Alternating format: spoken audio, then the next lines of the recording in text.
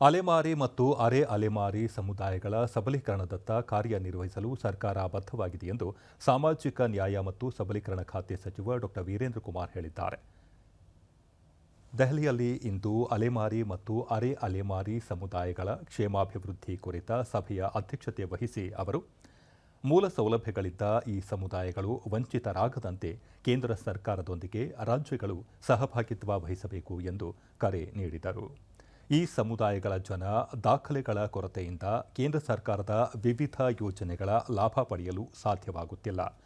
ಅಲೆಮಾರಿ ಸಮುದಾಯಗಳ ಅಭಿವೃದ್ಧಿಗೆ ಮತ್ತು ಉತ್ತಮ ಜೀವನಕ್ಕೆ ಶಿಕ್ಷಣ ಪ್ರಮುಖ ಮಾಧ್ಯಮವಾಗಿದೆ. ವಿವಿಧ ಕಾರಣಗಳಿಂದ ಶಿಕ್ಷಣ ತೊರೆದ ವಿದ್ಯಾರ್ಥಿಗಳತ್ತ ಸರ್ಕಾರ ಗಮನ ಹರಿಸಿದ್ದು ಮತ್ತೆ ಶಾಲಾ ಕಾಲೇಜುಗಳಿಗೆ ಸೇರಿಸುವತ್ತ ಕಾರ್ಯಮಗ್ನವಾಗಿದೆ ಎಂದರು. ಸಾಮಾಜಿಕ ನ್ಯಾಯ ಮತ್ತು ಸಬಲೀಕರಣ ಖಾತೆ ರಾಜ್ಯ ಸಚಿವ ರಾಮದಾಸ್ ಅಥಾವಳೆ ಉಪಸ್ಥಿತರಿದ್ದರು.